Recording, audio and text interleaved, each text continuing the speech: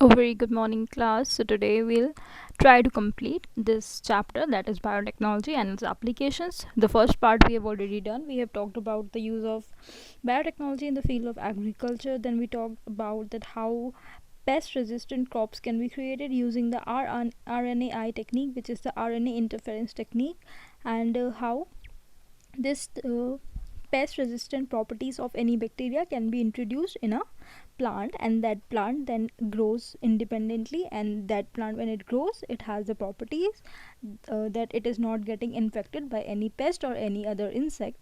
So these were the two different fields in which biotechnology was used, and today we'll discuss some other fields of interest where biotechnology works and it has shown its so much importance. So it has shown its importance in almost all the fields, in the field of agriculture, medicine, power industry, environmental protection, food industry, and the chemical industry. So all these industries are the ones that are under the control of biotechnology and have made many and many advances in all of these fields. So biotechnology in the field of medicine, and this is the most important thing, as we all know today, as the mortality rate has decreased to a very larger extent, and that is just possible because of so much advancement in the field of medicine. Death rate कितना भी कम हो गया है, आजकल लोग बीमार तो हो रहे हैं but death rate has reduce, जो लोगों का लाइफ स्पैन है वो बढ़ गया है एज़ कम्पेरेटिव टू जो पहले था. डिजीज लोग ज़्यादा सर्वाइव कर पा रहे हैं. All this is due to the advancement in the field of medicine, and it has both aspects, good and bad, but biotechnology is the thing which is playing a very major role in this medicine. So biotechnological applications in medicine. Now the first one is diagnose and treat different diseases with effective recombinant therapeutic drugs. So सबसे पहले क्या है, सबसे पहले diagnose. जब तक हम किसी disease को diagnose नहीं करेंगे, we cannot form a cure against it. सबसे पहले हमें ये डायग्नोज करना है कि जो पर्टिकुलर डिजीज़ हुई है वो किस रीज़न से हुई है, लाइक कौन सा बैक्टीरिया है या कोई वायरस है या कोई और अदर माइक्रो ऑर्गेनिज्म है. Then we study that disease, फिर हम उस स्टडी करेंगे उस डिजीज़ की, and then will study that organism also जो डिजीज़ कॉजिंग है.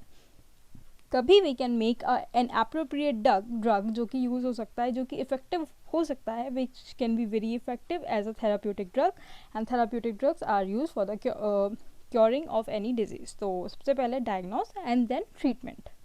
Second, it also protects from dangerous disease. बहुत सारी ऐसी डेंजरस डिजीज़ हैं जो यूज़ ऑफ बायोटेक्नोलॉजी से बहुत ज़्यादा एक्सटेंट तक कम हो गई हैं, लाइक कैंसर. द कीमोथेरेपी जो डेवलप हुई है, so it is also advancement in the field of biotechnology only, and cancer still is considered to be a very dangerous disease, but still if it is diagnosed in the first and second stage, it is curable. Then protect from dangerous diseases is done. Then third is through gene therapy. तो gene therapy is the thing which is used in cancer. तो gene therapy क्या है, कैसे होती है, ये हम आगे पढ़ेंगे, but gene therapy is also an application of the biotechnology only. उसमें क्या होता है, जो हेल्दी जीन्स होते हैं वो इंसर्ट किए जाते हैं इन द प्लेस ऑफ, हम डैमेज सेल्स जो कि कैंसर में डैमेज सेल्स हो जाते हैं उनको रिप्लेस करके उनकी जगह पे हेल्दी सेल्स जो हैं वो हम डाल सकते हैं. So this is an advancement in the biotechnology. Then the targeted action of drug by thorough study of the genomics. तो हम जीनोमिक्स की स्टडी मतलब एक gene, particular structure of gene की स्टडी करके हम उसी पर्टिकुलर एरिया या उसी पर्टिकुलर जीन पे वो ड्रग टारगेट कर सकते हैं जो पर्टिकुलर एरिया अफेक्टेड है. ऐसा नहीं कि अगर कोई क्रोमोसोम नंबर अगर 1 अफेक्ट हो रहा है किसी डिजीज़ के वजह से, तो हम पूरे जीनोम को डिजीज़ से टारगेट करते हैं, but that will be of no use. अगर हम उस पर्टिकुलर एरिया को ही टारगेट करेंगे तो वो बहुत ज़्यादा इफेक्टिव होगा. तो this is possible by the study of genomics. दो टाइप की स्टडीज़ होती हैं, एक जीनोमिक्स, एक प्रोटियोमिक्स. तो genomics and proteomics both are the branches of biotechnology only. Then recombinant therapeutics do not induce unwanted immunological responses. तो जो recombinant therapeutics हैं, जो ऐसी डिजीज़ बन रही हैं जो रिकॉम्बिनेंट टेक्नोलॉजी से बन रही हैं, इनमें ये कोई भी अनवांटेड इम्यूनोलॉजिकल रिस्पॉन्सेज इंड्यूस नहीं करती हैं, एंड दीज आर और ये हमें कैसे पता चला, ये जो हमने एक बार इंट्रोड्यूस किया ये रिकॉम्बिनेंट ड्रग्स किसी बॉडी में, और फिर उनसे जब आइसोलेट किए गए ड्रग्स तो पता चला कि ये कोई भी इम्यूनोलॉजिकल रिस्पॉन्सेज क्या होते हैं, जो हमारी बॉडी किसी भी एंटीजन के अगेंस्ट देती है, किसी भी फॉरेन डिजीज़ के अगेंस्ट। अगर वो इम्यूनोलॉजिकल रिस्पॉन्स बहुत स्ट्रॉन्ग हुआ तो वो हमारी बॉडी के लिए बहुत ज़्यादा प्रॉब्लमेटिक हो सकता है। यही I told you in the case of not you, I think I taught this in 11th class. So क्या होता है, जब हम किडनी ट्रांसप्लांट करते हैं या कोई भी ट्रांसप्लांट करते हैं, सबसे पहले हम इम्यूनोसप्रेसिव ड्रग्स देना स्टार्ट करते हैं। तो इम्यूनोसप्रेसिव ड्रग ये होते हैं कि वो हमारे इम्यून सिस्टम को वीक करते हैं, सो दैट जो अगर कोई दूसरी बॉडी से हमारे अंदर किडनी या कोई भी ऑर्गन ट्रांसप्लांट हुआ है तो वो बहुत जल्दी उसको रिकॉग्नाइज करके उसके अगेंस्ट एक्शन लेने लगते हैं। तो वो हमारी किडनी जो बाहर से आई है वो तो ख़राब हो जाएगी, इट विल गेट डिस्ट्रॉयड। इसीलिए इम्यूनोसप्रेसिव ड्रग्स देने पड़ते हैं कुछ टाइम के लिए, और उस पेशेंट को एक बहुत ही ज़्यादा केयर करके रखना पड़ता है, अदरवाइज ही और she have very large chances of getting contaminated. Now the genetically engineered insulin. तो insulin, as insulin is a very important discovery of the biotechnology, and the first insulin was called as Humulin and it was discovered by Eli Lilly and company. So insulin जो था वो कैसे discover हुआ? सबसे पहले क्या होता था, जो पिग्स और काउस का जो इंसुलिन है वो हमसे बहुत ज़्यादा मैच करता है in terms of the peptides. तो उसकी सिमिलैरिटी ह्यूमन इंसुलिन से बहुत ज़्यादा थी। तो in the earlier days cows और पिग्स को स्लॉटर किया जाता था, they were killed for the extraction of insulin. So it was considered to be a very bad thing, and it was not a noble thing to do, because killing animals just for the sake of our betterment, it was not a good thing to do. And then scientists thought that there should be some other thing that could be done, some other way through which this insulin can be introduced in the body of human beings. So tab aaya genetically engineered insulin. So deficiency of insulin causes diabetes, and which diabetes? Diabetes mellitus, which is the type 2 diabetes, and it is controlled by taking insulin. तो insulin की कमी से ही diabetes जो होती है लोगों में वो हो जाती है, और अगर इंसुलिन उनमें चला जाए at the time and it is required तो वो डायबिटीज़ कुछ टाइम के लिए कंट्रोल हो सकती है। सो ट्रेडिशनली जो ट्रेडिशनल मेथड्स थे जो ओल्डन टाइम्स में यूज़ होते थे, जब ह्यूमन इंसुलिन अवेलेबल नहीं था तो इंसुलिन कहाँ से लिए जाते थे? एनिमल से, स्लॉटर्ड। उसके लिए हमें कैटल्स को सॉर्ट आउट करना पड़ता था, पिग्स को। फिर एनिमल इंसुलिन ट्रिगर करता था immune response like allergy, some reaction due to foreign insulin, and it was not very effective, क्योंकि कहीं और से इंसुलिन लिया गया है, कहीं और से जब कोई भी चीज़ आती है तो हमारी बॉडी में उसके अगेंस्ट इम्यून रिस्पॉन्स जनरेट होता है। तो अगर कुछ भी इम्यून रिस्पॉन्स जनरेट होता था तो वो हमारी बॉडी के लिए कोई फ़ायदा नहीं होता था, बल्कि it was a very dangerous thing for our body. इसीलिए then bacteria were genetically engineered. तो मेनली ई कोलाई जो बैक्टीरिया थे, एस्चेरिचिया कोलाई, उनको हमने जेनेटिकली इंजीनियर किया, उन्हें ह्यूमन इंसुलिन प्रोड्यूस करके लार्ज क्वांटिटीज़ में उनको उनके अंदर डाला, and then these bacteria were grown in culture. As we all know, जो बैक्टीरिया की लाइफ स्पैन है वो कम होता है, बट उनका जो डिवीजन रेट है वो बहुत ज़्यादा है। सो वो जल्दी जल्दी डिवाइड करके उन्होंने बहुत सारा इंसुलिन हमें प्रोवाइड कर दिया। सो I told you, first created, it was by Eli Lilly and company. It was an American company and it was created in the year 1983. So insulin hormone. So hormone, you all have studied the hormones in the class 11th in the endocrine chapter. So insulin hormone is to regulate the blood sugar level and administered in diabetes with patients with diabetes. तो दो type के hormone होते हैं जो एंटागोनिस्टिकली काम करते हैं। एंटागोनिस्टिकली मतलब एक दूसरे के ऑपोजिट। तो इंसुलिन और ग्लूकागोन। जो इंसुलिन होता है it is functioning in decreasing the blood glucose level, and जो ग्लूकागोन होता है वो इंक्रीज़ कर रहा है हमारा ब्लड ग्लूकोज लेवल। सो इंसुलिन अगर कम है तो हमारी बॉडी में ब्लड ग्लूकोज लेवल ज़्यादा हो जाएगा।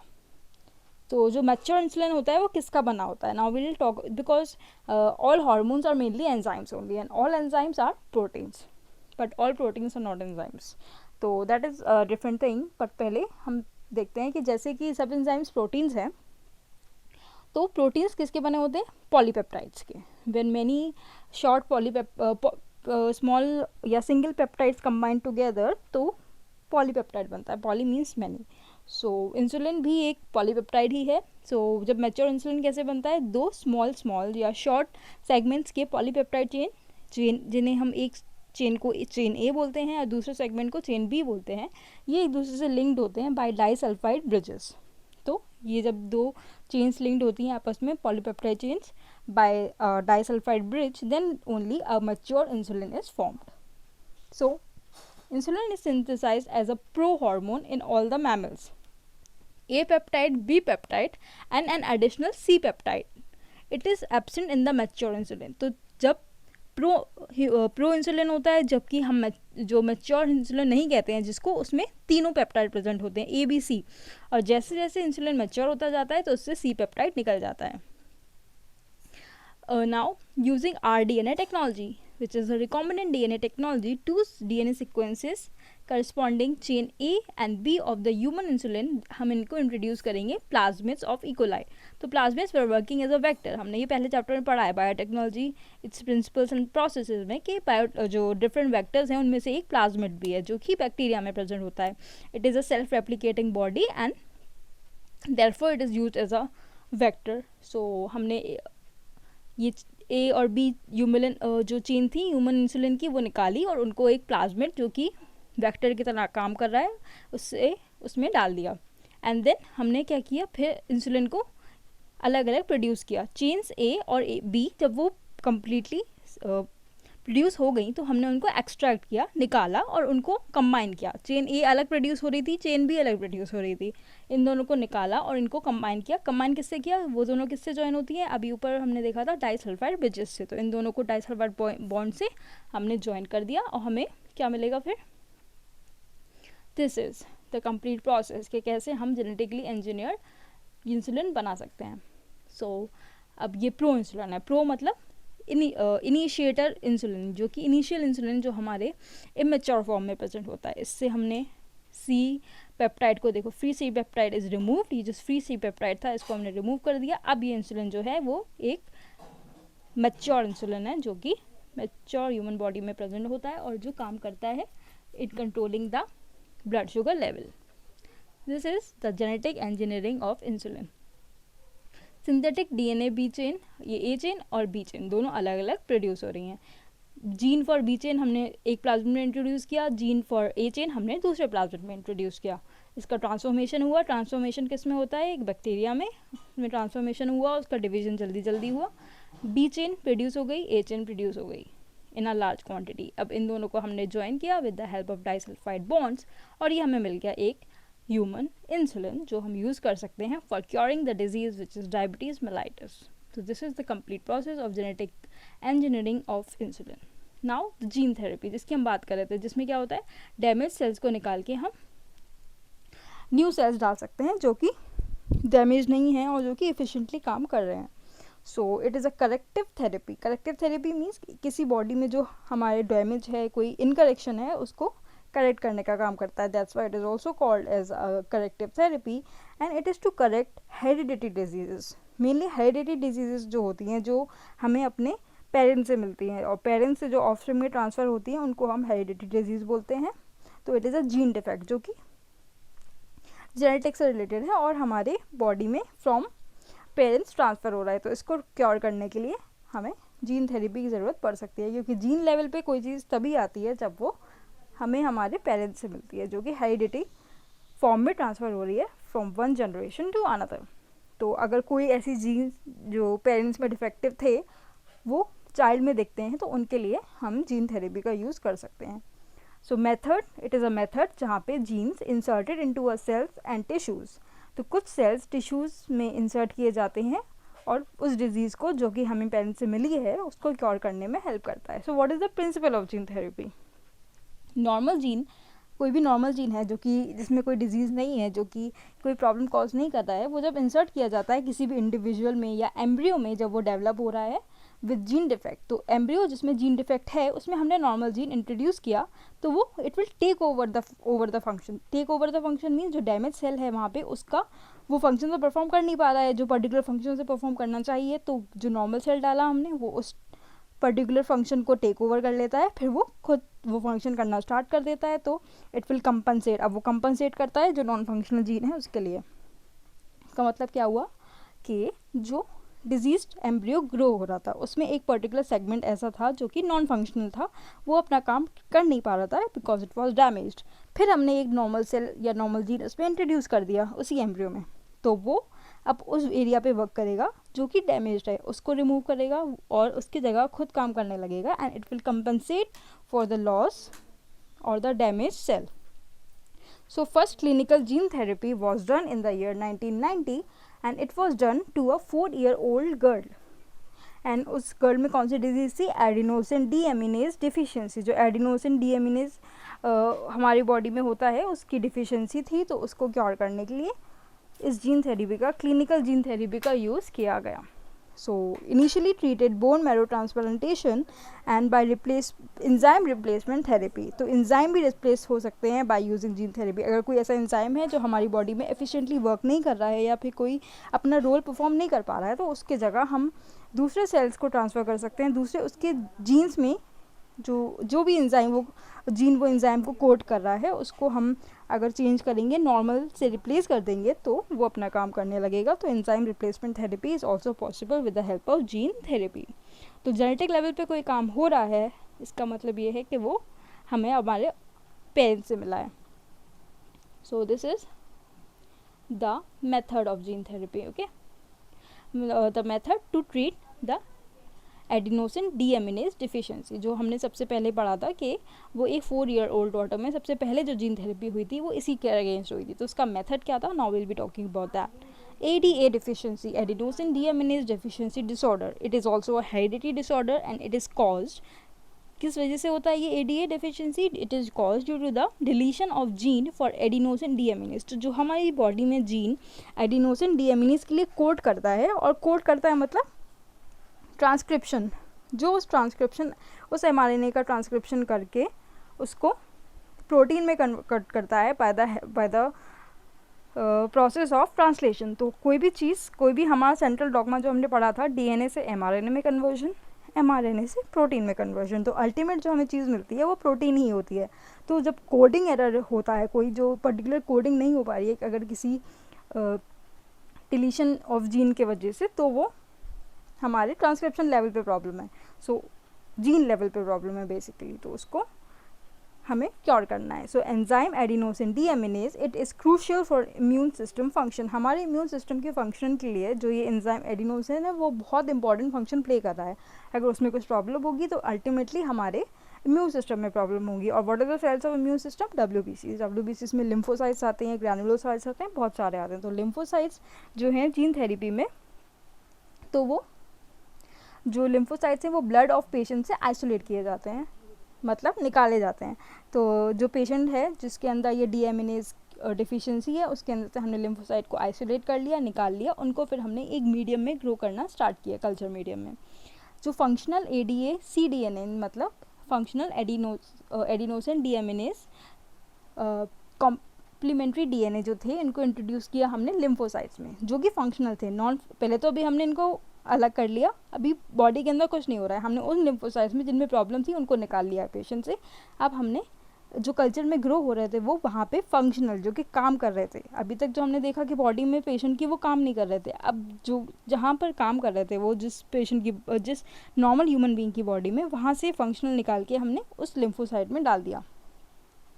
एंड कौन सा मेथड यूज़ होता है in this? Retroviral vector use होता है। अब हम किसी भी रेट्रोवायरस का यूज़ करके उस पर्टिकुलर एडीए सीडीएनए को, या कॉम्प्लीमेंट्री या कॉपी डीएनए भी कहते हैं हम सीडीएनए को, तो एडिनोसिन डीएमिनेज कॉपी डीएनए को यूज़ करके रेट्रोवायरस में इंसर्ट करके लिम्फोसाइट में, जो कि कल्चर में ग्रो हो रहे थे पेशेंट के, उसमें डाल देंगे और फिर पेशेंट के अंदर वापस डाल देंगे इस पूरे कॉम्प्लेक्स को। सिंस लिम्फोसाइट्स, क्योंकि लिम्फोसाइट्स का लाइफ स्पैन बहुत शॉर्ट होता है, तो जेनेटिकली इंजीनियर जो बार बार इनका एडीए सीडीएनए लिम्फोसाइट में इंट्रोड्यूस बार बार हमें करना पड़ता है, क्योंकि इनका लाइफ स्पैन बहुत शॉर्ट है और ये जल्दी जल्दी डाई ऑफ होते हैं। That's why we have to do this periodically, means at a regular interval.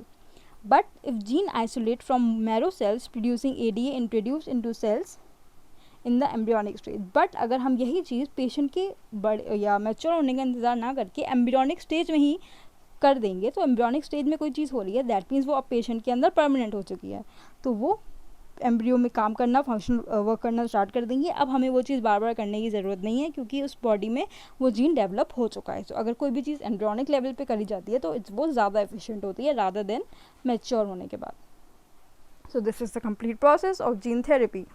The numbers are mark कि कहाँ से प्रोसेस स्टार्ट होती है, फ्रॉम नंबर 1 2 to 7। तो 7th is the last step. तो सबसे पहले सेल्स आर हार्वेस्टेड, मतलब सेल हमने निकाल लिए पेशेंट में से। फिर second, lab in the lab virus altered so can not produce, हमने उस वायरस को ऑल्टर किया, उसमें चेंजेस किए, अब वो रिप्रोड्यूस नहीं कर सकता। थर्ड, जो जीन हमने निकाला उसको इंसर्ट कर दिया वायरस के अंदर। अब ये जो वायरस है, देखो इसमें ये है which is the original DNA, और फिर यहाँ से जो हमने जीन इंसर्ट को जो हमें करना है वो है, तो ये रिकॉम्बिनेंट वायरस बन गया। ये जो ऑल्टर्ड वायरस है, जो चेंज हुआ है virus because of the insertion of a gene, वो हमने पेशेंट के सेल के साथ मिक्सअप कर दिया। अब सेल बनकर जेनेटिकली ऑल्टर्ड, क्योंकि इनका जीन जीनोमिक्स जो इनकी जीन है वो चेंज हो गए, जेनेटिकली इंजीनियर्ड हो गए, and these are the recombinant cells now. अब इनको ऑल्टर करके एक बार हमने इनको पेशेंट में डाल दिया, एंड अब क्योंकि ये ऑल्टर्ड है, इनमें जो डिज़ायर्ड फंक्शन था वो प्रेजेंट है, तो ये प्रोड्यूस करने लगेंगे वो डिज़ायर्ड प्रोटीन जो कि हमें नॉर्मल फंक्शनिंग के लिए चाहिए। So this is the complete process how gene therapy is working. Now the molecular diagnostics. So molecular diagnostic means बहुत सारे ऐसे मेथड्स हैं जो कि different very harmful disease, very fatal disease के लिए यूज़ होते हैं। So these are the techniques which are used in the laboratory for identification of those diseases. So the technique is used to diagnose and monitor disease, detect risk, and decide which therapy will work best for individual patient. सबसे पहले इस technique का काम क्या होता है, ये diagnose करती है और मॉनिटर करती है उस डिज़ीज़ को कि वो कौन सी डिज़ीज़ है, वो क्या सिम्टम्स हैं उसके, वो किस हर पर्सन में हर डिज़ीज़ डिफरेंट अफेक्ट देती है, क्योंकि हर person, every person is different and every person have a different functioning inside the body also. तो that's why हर किस फंक्शन किस पेशेंट की बॉडी में वो डिजीज़ कैसा फंक्शन देगी और उसके हिसाब से थेरेपी कौन सी देनी है उस पर्टिकुलर पेशेंट को। जैसे कुछ पेशेंट्स होते हैं जो कीमोथेरेपी नहीं टॉलरेट कर पाते, they are not so much strong कि they tolerate that chemotherapy which is done for the patients of suffering from cancer, तो उनके लिए कुछ अलग थेरेपीज़ यूज़ कर सकते हैं हम। सो दिस इज़ द सबसे पहले टेक्निक है डायग्नोस्टिक की, कि मॉलिक्यूलर डायग्नोस्टिक सबसे पहले उस डायग्नोस करते हैं कि कौन सी थेरेपी किस पेशेंट को देना है और किस पेशेंट को नहीं देना। So treatments of a disease be effective, early diagnosis and understanding pathophysiology. Pathophysiology means कौन सा पैथोजन वो कॉज कर रहा है और उसकी फिजियोलॉजी क्या है। तो जैसे अगर बैक्टीरिया है तो उसकी फिजियोलॉजी पूरी कि वो कैसे अपने रिप्रोडक्शन करता है, या कोई अगर वायरस है तो उसका रिप्रोडक्शन कैसे होता है, तो उसकी सबसे पहले पैथोफिजियोलॉजी हमें देखनी पड़ती है। ये अर्ली डायग्नोसिस में आता है, जो सबसे पहले चीज़ें करनी पड़ती हैं बिफोर स्टार्टिंग द थेरेपी। फिर कन्वेंशनल मेथड्स ऑफ डायग्नोसिस, मतलब जो सबसे ज़्यादा इंपॉर्टेंट या मेन स्ट्रीम मेथड्स हैं डायग्नोसिस के, सीरम एंड यूरिन एनालिसिस। तो किसी भी पर्सन का सीरम सबसे पहले एनालाइज किया जाता है, उनका यूरिन एनालाइज किया जाता है। These are the early detection of diseases. फिर early detection possible with advance molecular diagnostic. ये अर्ली जो कन्वेंशनल मेथड्स थे ये बहुत ज़्यादा हेल्पफुल नहीं थे, क्योंकि वो पर्टिकुलर डिजीज़ को पकड़ नहीं पा रहे थे कि कौन सी थेरेपी यूज़ होगी, क्योंकि वो जब डिजीज़ ही नहीं पता कर पा रहे थे अच्छे से कि यही डिजीज़ पर्टिकुलरली है या कोई और है, तो ऐसा वो बिल्कुल भी इफेक्टिव नहीं हो रहे थे। फिर जब ये मॉलिक्यूलर डायग्नोस्टिक्स की रिसर्च हुआ बाद में और उनकी डिस्कवरी हुई, तब ये पॉसिबल हो पाया कि वो जो अर्ली डायग्नोसिस थी वो हेल्पफुल हो सके। सो सबसे पहले अर्ली डायग्नोसिस में क्या आता है, recombinant DNA technology. Second one, polymerase chain reaction. Third one is the enzyme linked immunosorbent assay, ELISA। ELISA is use in the case of study of AIDS. फिर conventional methods are detect the presence of pathogens. Pathogen में कौन से आते हैं, कोई भी bacteria या viruses. when disease is well established and produce symptoms। तो ये जो कन्वेंशनल मेथड्स हैं जो अर्ली डेज में यूज़ हो सकते थे, ये तभी यूज़ कर सकते हैं हम जब एक बार जो पैथोजन हमारी बॉडी में डिजीज़ कॉज कर रहा है वो कम्प्लीटली अपना सब कुछ रिप्रोडक्शन भी कर चुके, डिजीज़ जो कॉज कर रहा है उसके सिम्टम्स भी देने लगे, तो तब तक बहुत ज़्यादा लेट हो जाता है। इसीलिए conventional methods are not considered very good methods. Significance. Now the significance of molecular diagnostics. क्यों ये जो मॉलिकुलर डायग्नोस्टिक्स हैं वो इतने इंपॉर्टेंट हैं और कन्वेंशनल मेथड्स क्यों ज़्यादा हेल्पफुल नहीं होते हैं.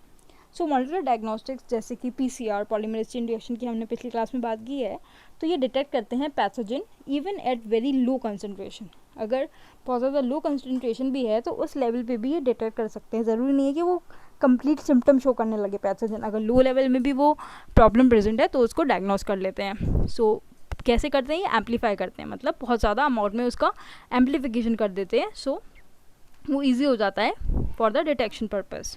It also detects HIV. I told you right now कि जो एड्स के लिए यूज़ होता है एलाइसा, एंजाइम लिंक्ड इम्यूनोसॉर्बेंट. ऐसे तो HIV, the human immunodeficiency virus जो एड्स कॉज करता है, वो सस्पेक्ट हो सकता है by the use of ELISA. ELISA भी बहुत डिफरेंट टाइप्स का होता है. So third one is it also detects mutations in genes in suspected cancer patients.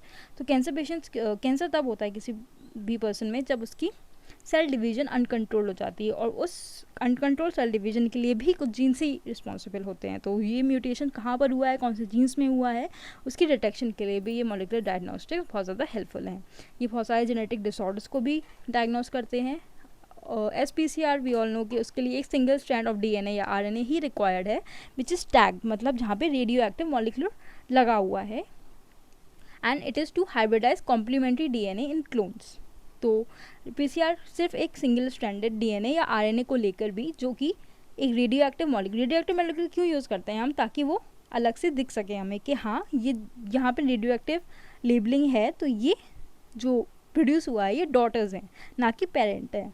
तो रेडियो एक्टिव मॉलिक्यूल सिर्फ डिटेक्शन में हेल्प करते हैं जो नेक्स्ट जनरेशन में प्रोड्यूस होने वाला है. तो PCR requires single stranded DNA या RNA which is tagged with radio active molecule and to hybridise complementary DNA. जो भी कॉम्प्लीमेंट्री DNA हम यूज़ कर रहे हैं उसके बहुत सारे क्लोन्स फॉर्मेशन के लिए हमने ये PCR मेथड यूज़ किया है.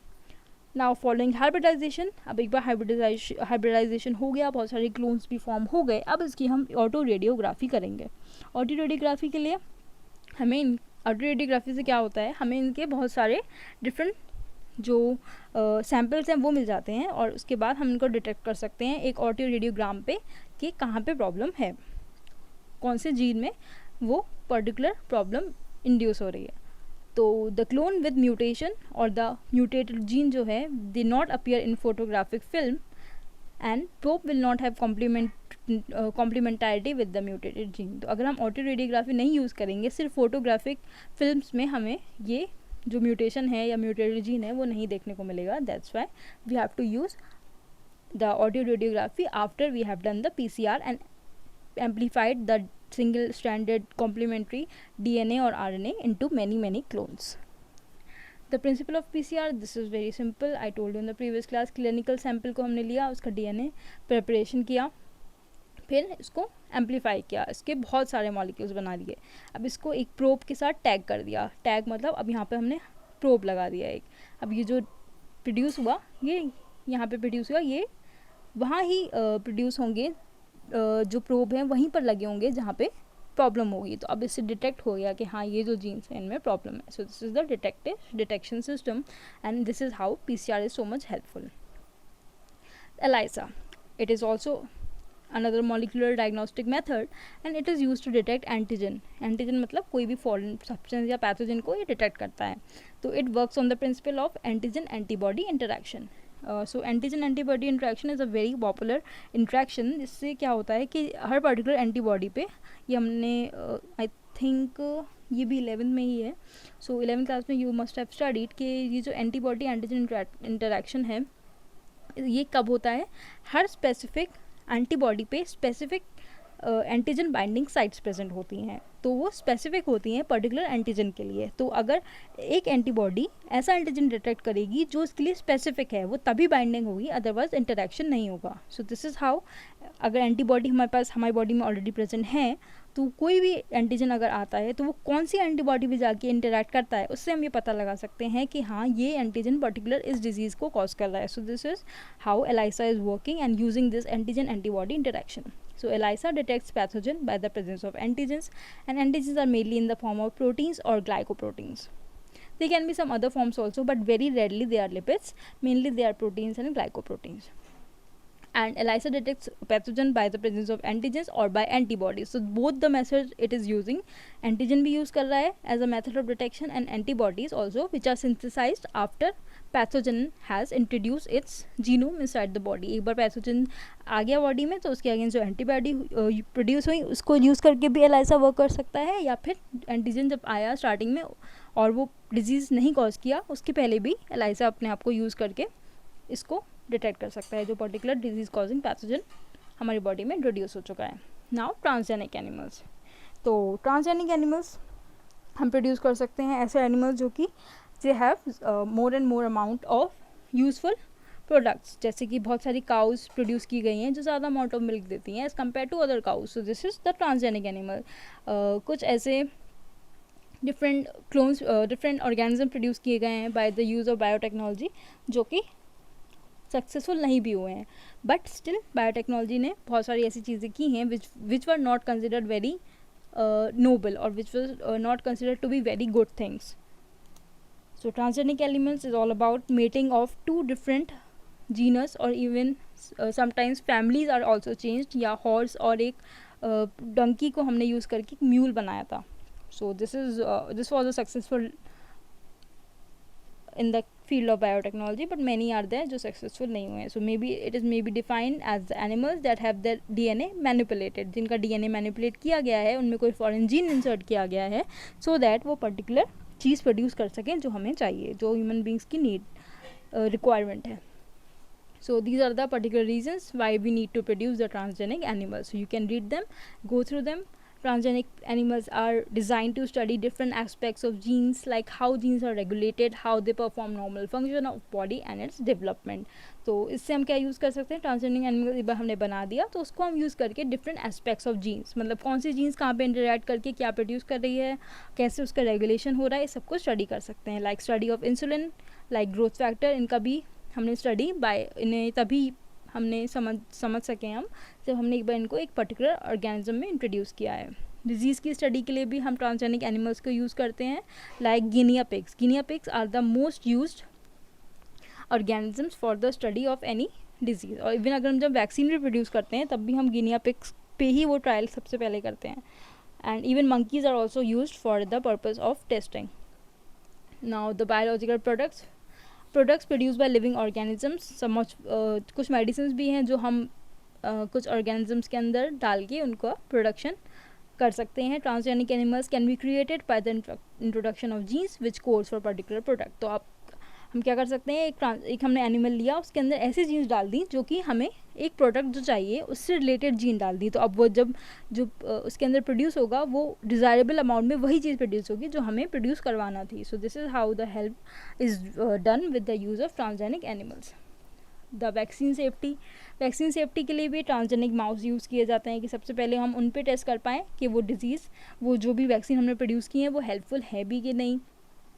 Then they are not toxic. अगर टॉक्सिसिटी हमें टेस्ट करनी है कि कोई अगर हमने चीज़ प्रोड्यूस की है, कोई केमिकल प्रोड्यूस किया है तो वो टॉक्सिक ना हो ह्यूमन्स के लिए, तो उसको हम एनिमल्स पे टेस्ट करते हैं. But they are some ethical issues because this is wrong to for our own needs. We are using the animals, we are killing them basically. So this is also ethical issue कि हमें ऐसा नहीं करना चाहिए. So manipulation of living organisms by the human just for the requirement, it is a wrong thing to do. Indian government ने एक setup किया है organisation which is called as Genetic Engineering Approval Committee.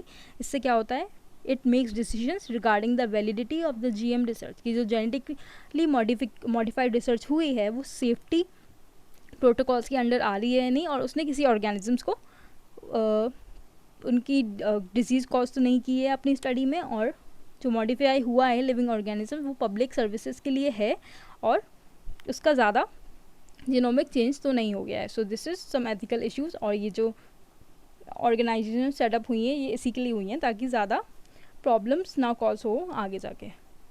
Now several attempts have also been made for the patent product. अब ये biopiracy क्या है, सबसे पहले हम बायोपायरेसी पढ़ेंगे. तो बायोपायरेसी ये होती है कि हमने पेटेंट करवा दिया.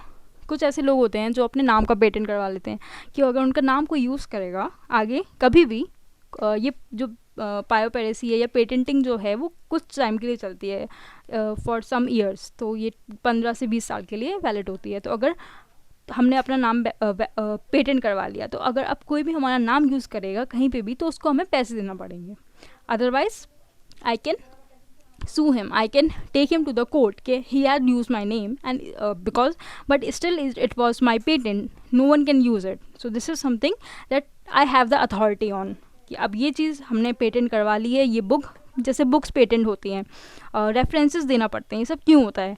ये सब इसलिए होता है क्योंकि वो पर्टिकुलर कोई रिसर्च पेपर दे रहा है तो वो उसका पेटेंट है कि हमने दिया है और सिर्फ हमारा राइट है इस पर। अगर कोई और इसको यूज़ कर रहा है तो उसको हमारा रेफरेंस देना पड़ेगा और हमसे परमिशन लेना पड़ेगी। अगर बिना उसके कोई करता है then it is not a legal thing to do. So patenting of plants, genes or other biological products that are indigenous to another country, it is biopiracy. तो अगर इसके अगेंस्ट कोई जाता है तो उसको बायोपायरेसी कहते हैं। कुछ ऐसे बायो रिसोर्सेज को यूज़ करना मल्टीनेशनल कंपनी से and other organisations without proper authority, बिना किसी कंट्री की अथॉरिटी लेके उस चीज़ को यूज़ करना, तो उसके लिए हमें पेमेंट करना पड़ता है। So this is biopiracy. So some traditional knowledge, जो कि कुछ ट्रेडिशनल नॉलेज जो किसी कंट्री में प्रेजेंट होती है which is related to bio resources can be exploited to develop modern applications and can also be use to save time, effort and expenditure during the commercialisation. तो किसी सबसे ज़्यादा important होता है लिटरेचर किसी भी कंट्री का, तो अगर वो पेटेंट नहीं है तो उसको यूज़ करके लोग दूसरी कंट्रीज़ में काम कर सकते हैं। And we can also never say कि ये हमारा काम था क्योंकि वो हमने उस पर पेटेंट नहीं करवाया, तो पेटेंट इसमें भी हेल्प करता है। But many people think patenting is not a good thing to do and it should be stopped. This is the case. So patenting thing, जिनके पास पैसा है they can do it, every one can not. So patent is a good thing और not, it is still a debate of it is a concerned topic and it is still an issue for the debate. So realization of the injustice, inadequate compensation and benefit sharing between developed and developing countries led some nations to develop laws to prevent such unauthorized exploitation of the bioresources and the traditional knowledge. So this is it. We have done with the chapter. In the next class we will start with ecology, and till here we will have in the half yearly exam.